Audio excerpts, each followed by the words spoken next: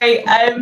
Thank you to everyone who's joined. And obviously we'll be recording this session. So if you do have to drop out or if you have any questions about it, just let me know, and we'll be posting the recordings through onto the Slack channel. And all the details will be available on our YouTube and everything like that.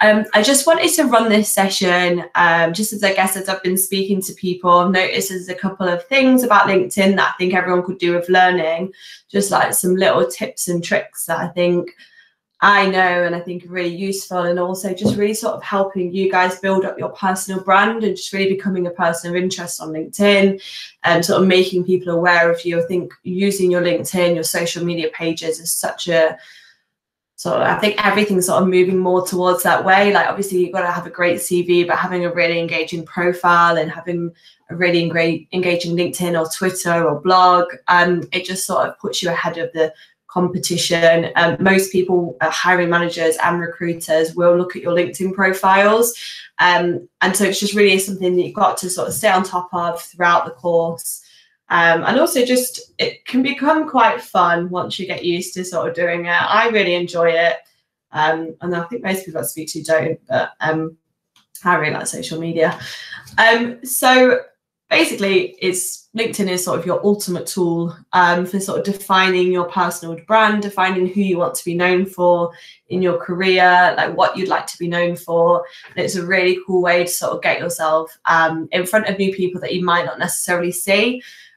Lots of recruiters, hiring managers will get sent CVs that all look very similar, but if you have a really standout profile, you will really just sort of pick to other people to the posts and sort of make yourself really stand out. So this is just going to be sort of like the tips for getting started, what I would do, what sort of things I'd be posting if I was you guys, and then I'd go through how to find hiring managers, or how to find talent acquisition teams and recruiters on LinkedIn.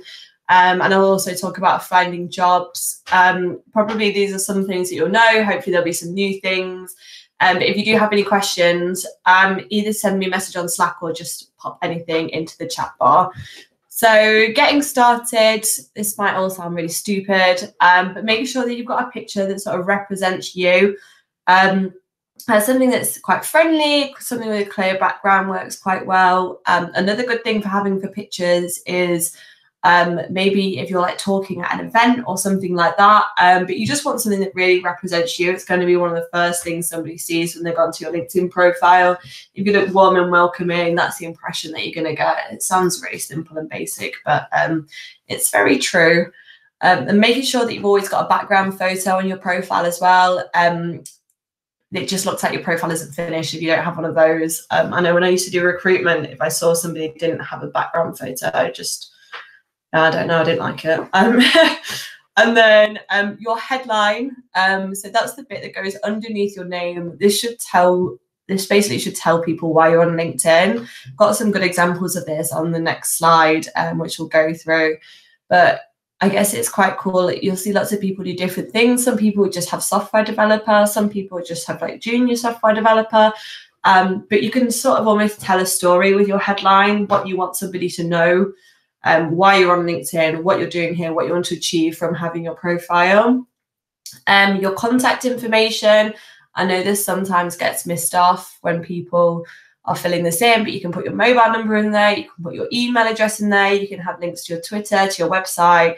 It's really important to have that information up to date and make sure you're keeping on top of that, because that's how recruiters, hiring managers, that's how they'll find you. Creating an engaging about me. So this is just something that references your sort of journey into tech. On this part, a bit of your personality in there, sort of say what you're doing at the moment, why you've done the course, what you're hoping to achieve, what sort of things you're into. Don't write a massive essay, just try and keep it like quite short and sweet. People will tend to have a look through it, but as sort of longer it is, people get a bit bored and drop off. But if you try to sort of pin it down to like 5 sentences or something, why you're on LinkedIn, what you want to achieve from being on there, what you're doing at the moment, why you've retrained, and just a bit of your personality. I think my one mentions the fact that I really like food. and then also talks about my job. So I guess I was just trying to get myself across in a different way, and just making yourself memorable. And then adding your previous work experience and education. I know some people that I've spoke to felt like they didn't need to add their previous work experience because this was stuff that maybe they didn't think was relevant or they didn't think it was suitable, but I would pretty much add everything on there. Maybe not jobs that you had when you were like 16, but probably anything that you've had since you were 18 or like older. Just because I think it really will help people understand that you've had a career before, that you're able to work, that you've been in like different working situations, that you've developed soft skills, you've developed different skills, and you're now pursuing a career doing something else. I think having more information on there than less information is really, really helpful. So I'm just going to quickly switch to my LinkedIn and just show you all those bits I spoke about, just so you all understand. So this is the headline. So mine's quite basic, just as careers coach at Manchester needs codes. And then I've spoke about being a diversity, inclusion, accessibility champion. I've put this onto my profile as this is something I'm really sort of passionate about, but also in my personal life as well. So I used to run diversity events, and it's something I'd like to be more involved with. So I thought putting that on my profile, people are going to see that, they're going to be interested. I might get invited to new events. So it's just sort of plugging yourself and making yourself, you know, seem probably more knowledgeable than you are. And sometimes this is your contact info. Like I said, you want to make sure this is all kept up to date. So I've got the company website, my Twitter. It's just really easy for recruiters to look at. You can change your LinkedIn handle as well. So most of them are like quite basic to begin with, but like just like your name and loads of numbers, but you can change that and make it more personal. So yeah, that's sort of like the basics of getting those bits filled in. So I just sort of rushed through that a bit. I don't imagine anyone has any questions about that, but if they do, just send me a message. Cool. So here's some students who are on the course at the moment or have just finished the course. I really like their profiles and their about me's. I think they've done really good jobs of it. So they've got, so if you look at David's in the top corner, he's got that he's a full stack developer, and then he's got about his previous work experience. So that he was previously working in chemical R&D background. He's used, for his background, he's used a picture of Manchester, which I always think works quite well if you can't really think of anything to put. He's got a picture of himself. I think it looks quite cool. Like, it looks like quite an inviting, cool person that you'd want to have on your team. He's obviously got Manchester codes and his university experience on there as well. We've got Matt. So he's sort of made himself that background photo, which I really liked. His picture again looks really welcoming and friendly.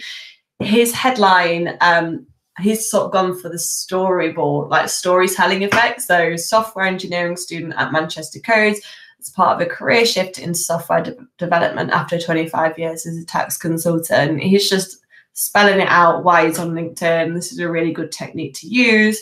The recruiter or hiring manager will see straight away why he's doing the course, what he's trying to achieve from being on LinkedIn.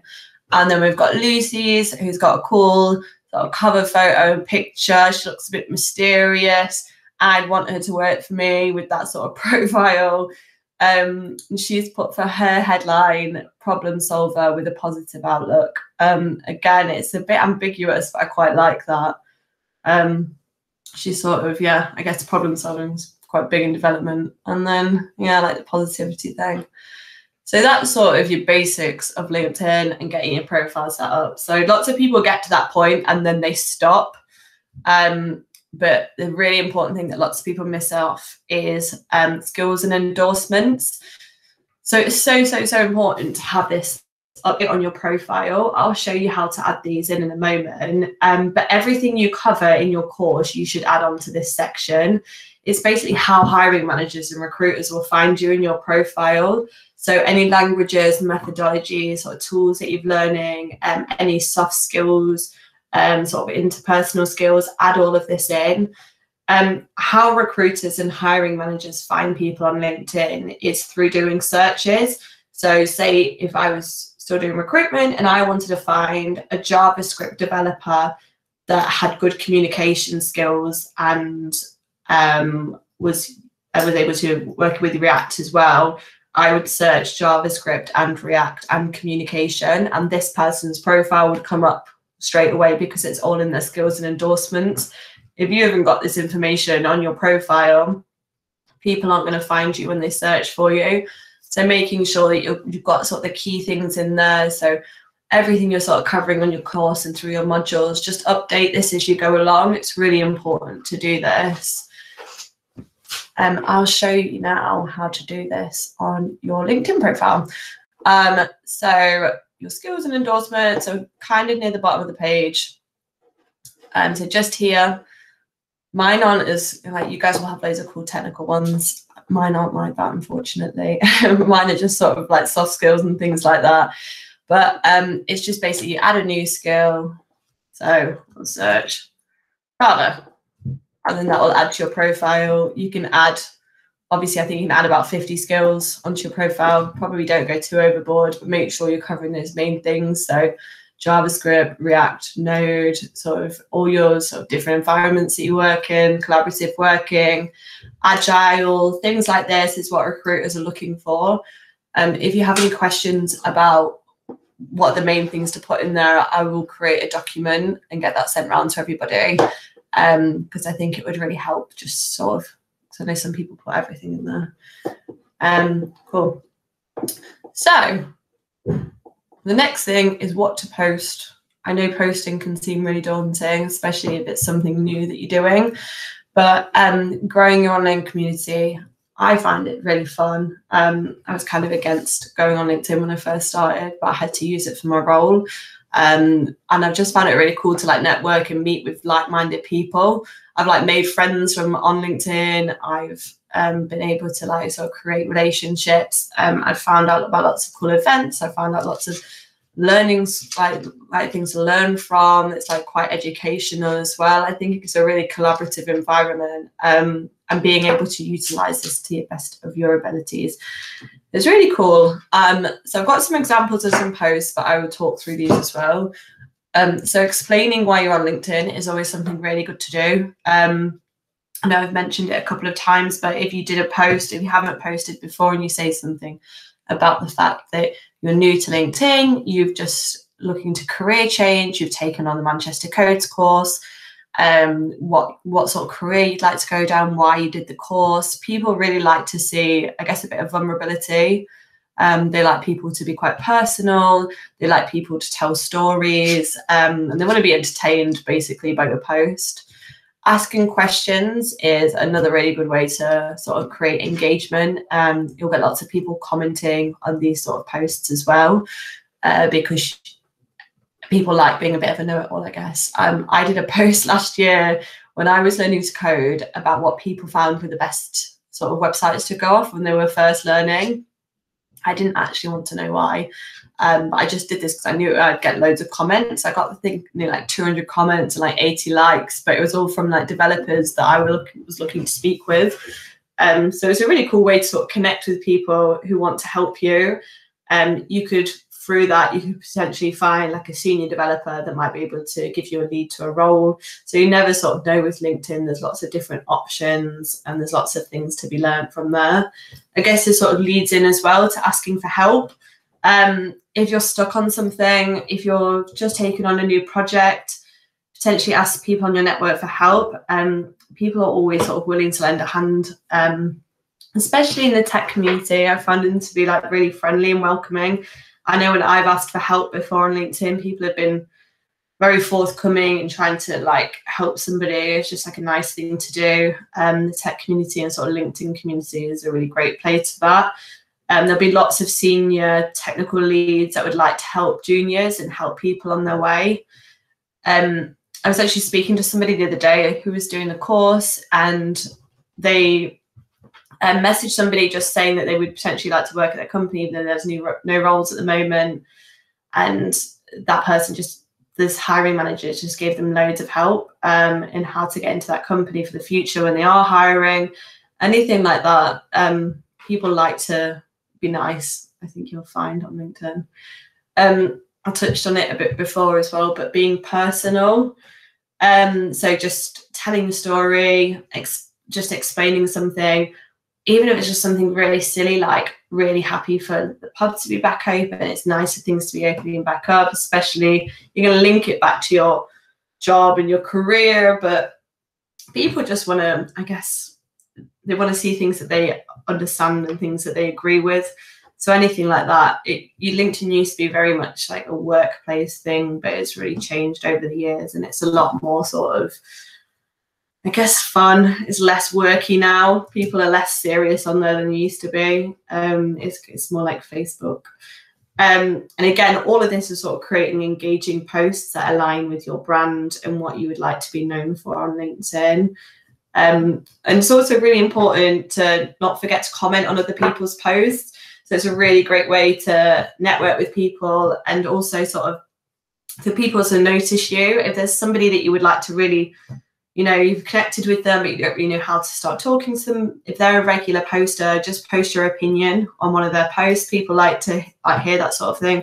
Start a conversation. Most people aren't going to ignore you on here. And you don't know, it could go a really long way. So here are a couple of posts that I really liked that have been posted by students. So another one is David. It seems like I'm obsessed with him, but I just had this conversation with him about helping him set his LinkedIn up the other day.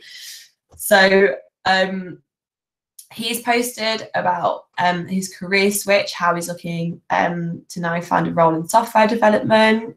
I really like how he's gone into sort of detail here about what he's been doing, about his current job, about the team that he's working with. I think it puts him across really well. I think it makes him seem like a really nice person, just because of the things that he's put in there. He's been quite open and honest with his sort of approach on this.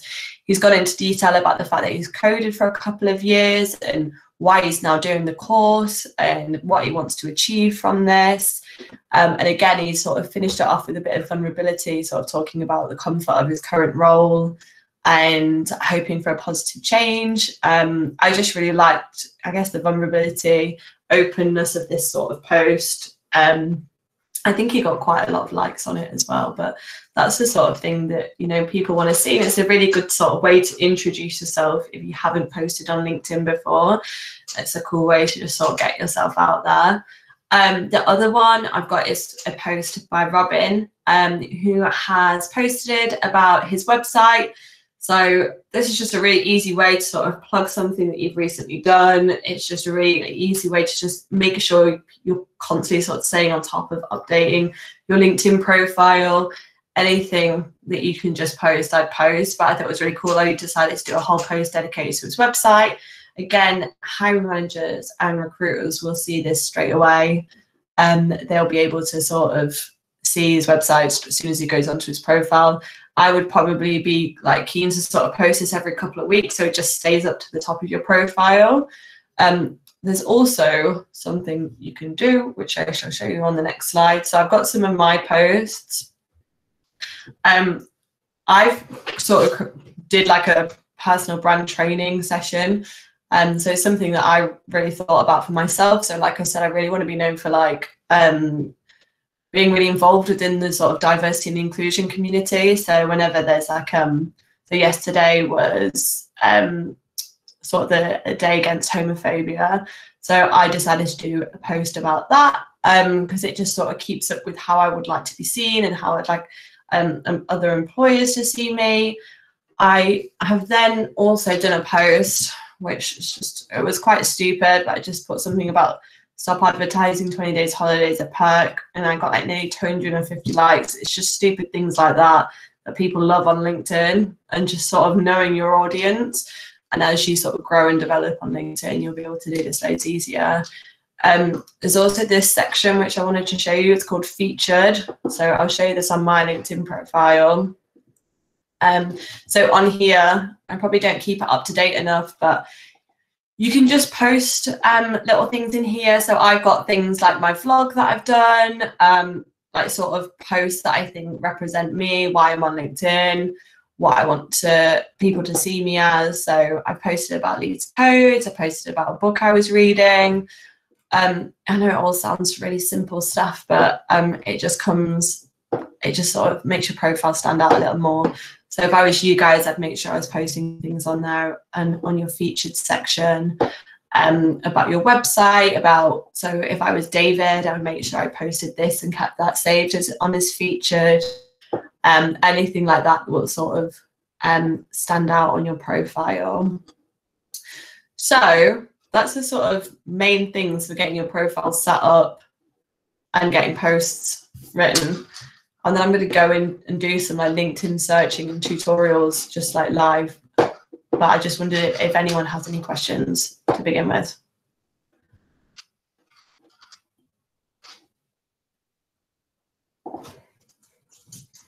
If not, I will just go ahead and just start doing the live tutorial now. Cool, I'm going to go for it then. So basically, LinkedIn is like a search engine. I don't know whether you guys think of it like that, but it's so easy to find people on there, like hiring managers, recruiters, anyone, like senior tech people within companies that you might be able to, like, you might want to recruit for or go into. It's really cool to find events, find companies and stay up to date with their vacancies, connect with senior people. And it's really, really easy to do. So I'm just going to show you an example. So I'm on my profile. I'll just start on the home page, so it's really simple. So I'm going to search for a technical team lead.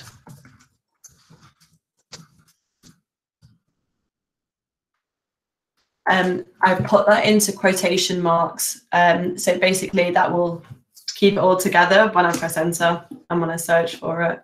So I've just searched that into people. So obviously I've got like 7 million results, but we can start refining that down here. So we'll change that to locations as Manchester.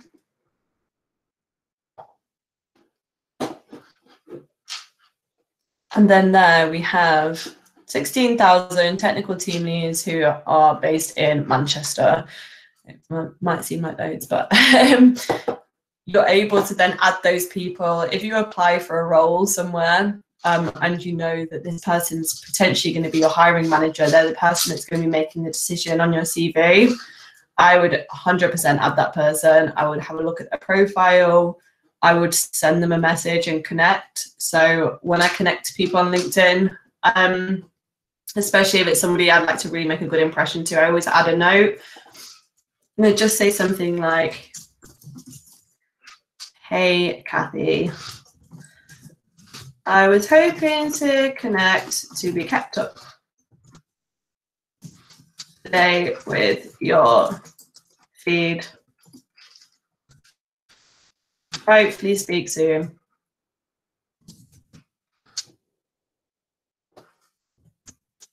Adding a note, I always think makes a lot of difference, and just sort of gives off that really good first impression.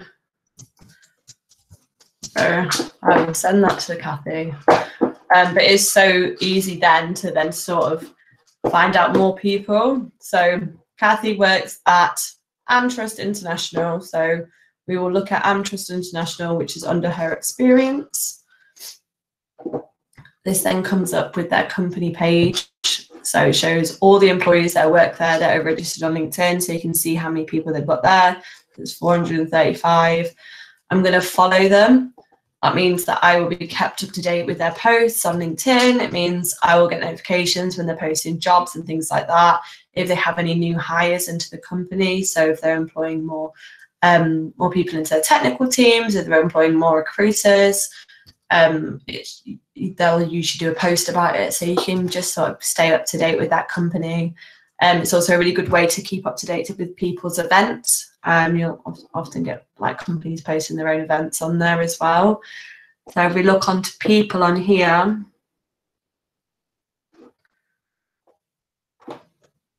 this then shows everybody who is registered on LinkedIn and works for Amtrust. I forgot where to search. But you can like then search just through that company. So if we look at the employees, this then takes you, so I guess it's just an easier way to look at everybody, but you can then search in here. So if I put software, it's quite vague, but you'll get anybody come up on your profile. Everyone who'll come up on here now works within software, has software on their profile somewhere. So we have like a development team leader, a senior software developer, a junior software developer. This is somebody that you could potentially add and connect with and just say, I would like to potentially work for this company. How did you find applying with them? People would love to help you in things like that. So if you go onto a business and you see they've got juniors, I would make sure that you would just send them an ad and just let them know that you're also applying if there's anything they'd like to help, that they could help you with. So here is the head of information technology. Yeah, you can pretty much find anyone and then just add them. They might not always accept you, but it's just a really quick way. And once you sort of figure it out properly, it becomes super, super easy. What I'm also going to look for is jobs. And I'll show you guys how to look for jobs. I know a lot of you guys probably do this already. But I'm just going to search developer and then Manchester area. Experience level, I'm going to put entry and associate, just so I don't get sort of mid-senior or roles that aren't appropriate for what we're looking for. I'll put that into there. And that's come up with 1,775 results. Some of them probably won't be suitable. They won't all be right, but you can refine this search as much as possible. So you could just put React developer, and then that would just come up with anything that has React and developer in there. When I look for jobs on LinkedIn, I make sure I go through first and look at the job roles that were put in the past 24 hours, past week, and then I'll do past month. I also think the roles in the past 24 hours are probably going to be the hottest roles. They're the ones you're going to be wanting to apply for as soon as possible, because it will have less applications. Roles that have been on there probably for over a month, and you've got to think maybe why is that still on there, but I'd still be looking at them. You can also turn job alerts on, so you get automatically updated, so you can get a weekly or daily. So I'm just going to set that on there, and I'll get emails and notifications from LinkedIn now to tell me when I get new React developer roles that are of an experience level, of entry level or associate, and that are in Manchester. When you're looking at roles, when you're looking at roles as well, sometimes you can see who actually posted the position. So let's have a look if I can find one. Typically, obviously, I can't.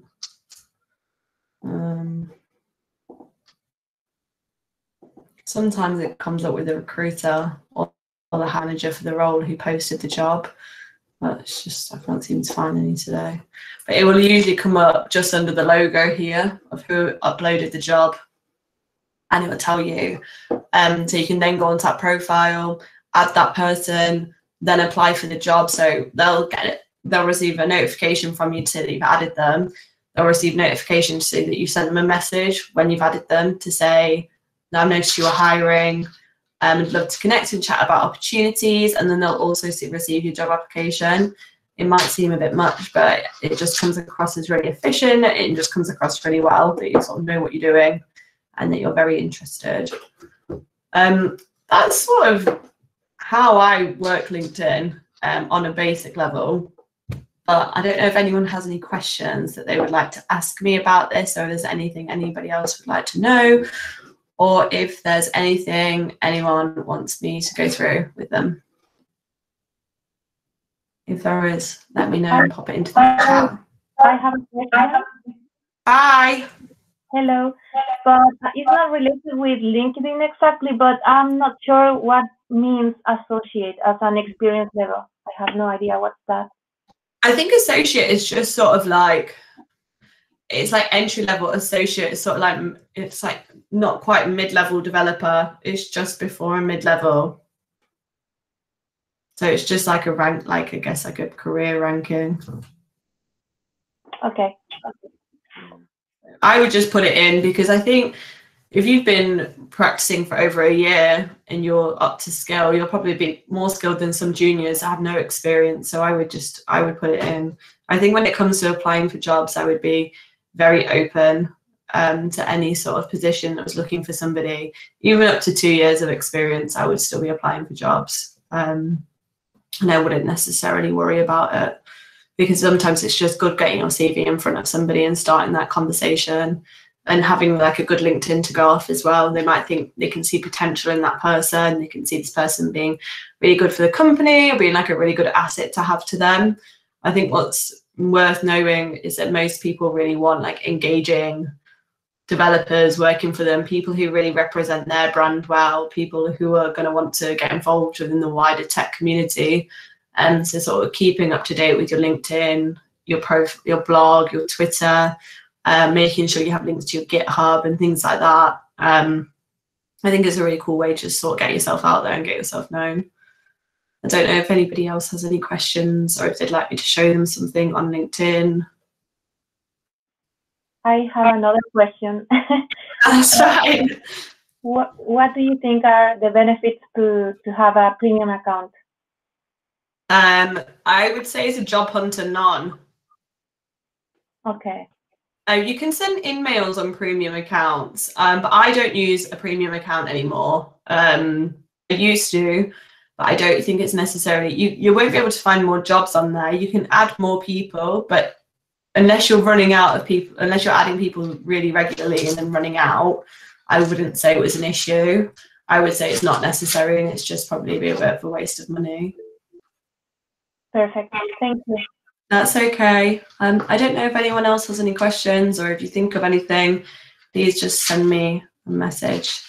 But yeah, cool. I'm going to finish up then. That's pretty much it. I hope you all enjoyed it and found it useful. I'm sorry if I went through that really quick as well. But yeah, cool. It was nice sort of chatting to some of you.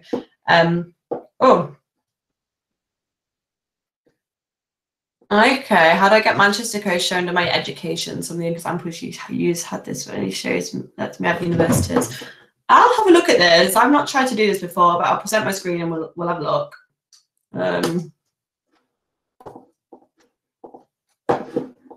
Okay, I will try and do it. So I know some people have added it under their education, and then some people have added it under their experience. I don't actually have any of my education on my profile, so I'm not really doing a good job of what I've taught you.